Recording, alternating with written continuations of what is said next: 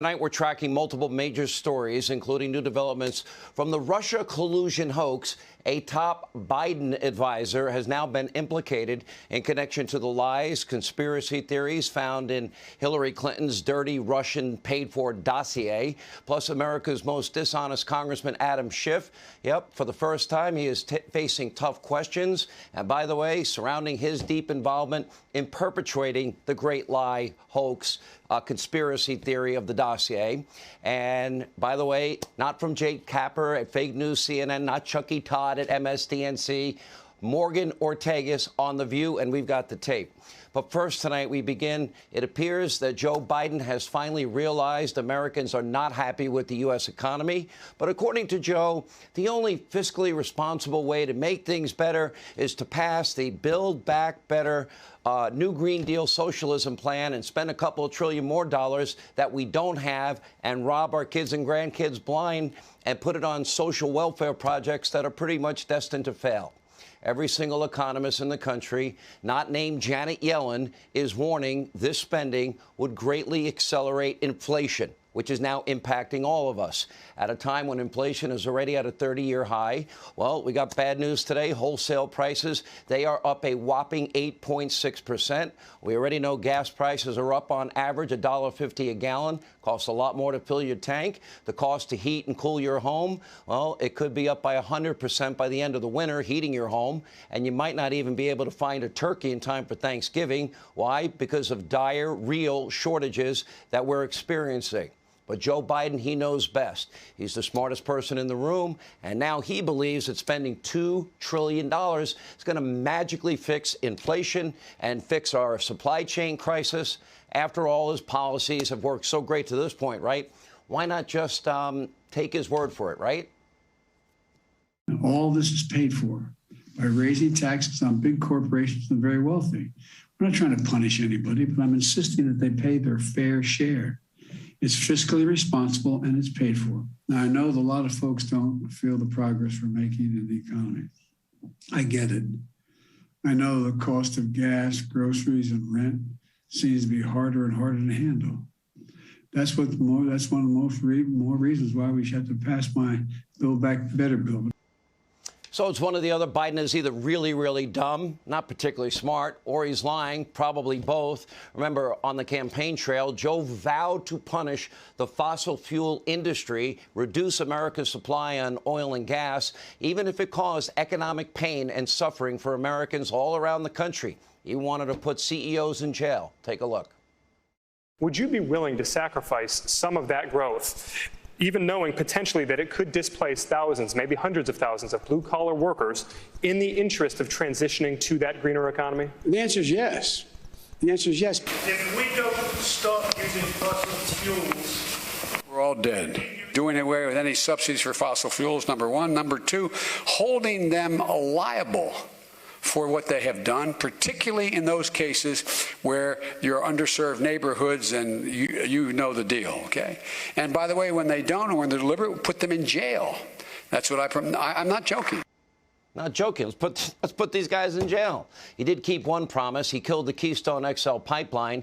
He did ban oil exploration on federal lands. And now his administration is weighing an option to kill another pipeline, this one from Canada to Michigan. And that's not all. According to the great climate czar, the guy with the big carbon footprint himself, John Kerry, the U.S. will no longer have coal plants by 2030, thanks to Build Back Better New Green Deal socialism.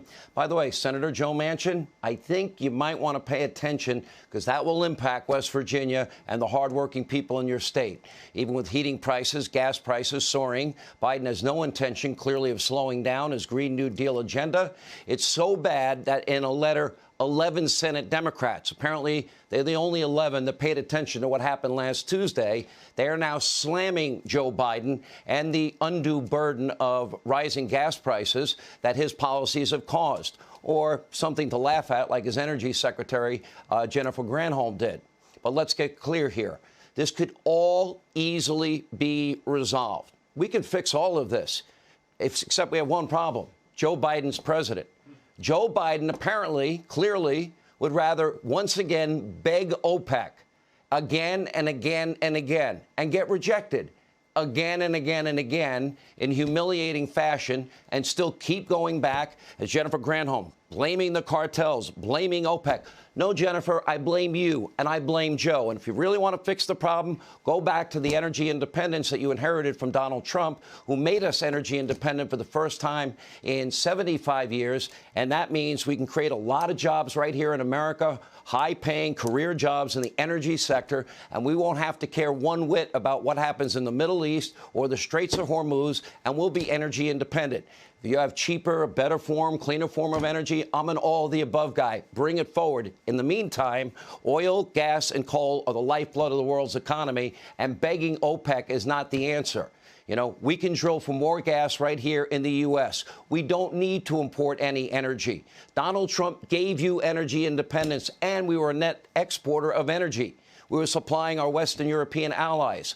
Biden, he'd rather give the waiver to Vladimir Putin's pipeline than keep building out our own Keystone XL pipeline. That's American jobs. Now he's floating the possibility of draining our national reserves.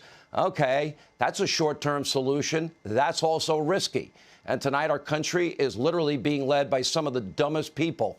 They're more married to their ideology, don't seem to care at all about who is impacted negatively the most. Poor people, the middle class.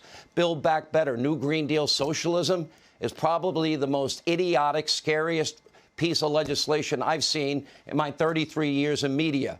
Joe's actions surrounding Afghanistan are morally corrupt. His southern border policy ludicrous. According to a poll from Trafalgar, that's our friend Robert Cahaly and the Convention of States, 67% of Americans oppose Biden's plan to give a whopping $450,000 to illegal immigrants that didn't respect our laws, our border, and our sovereignty.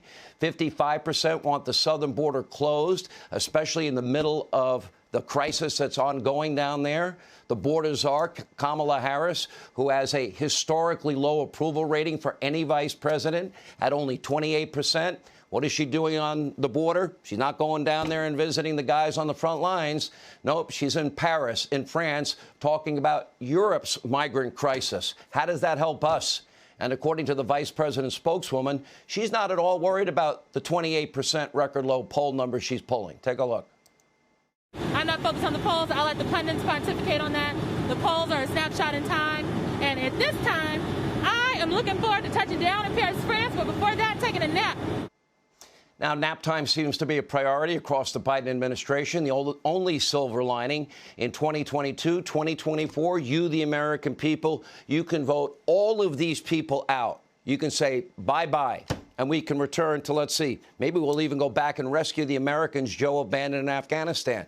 We certainly can fix the border, bring back the stay in Mexico policy, finish building the wall, end this idiocy of process and release of Joe Biden. And then, of course, we can go back to being energy independent. That will help our economy as well. That will reduce the high cost of everything that we're now paying for. Hey, Sean Hannity here. Hey, click here to subscribe to Fox News YouTube page and catch our hottest interviews and most compelling analysis. You will not get it anywhere else.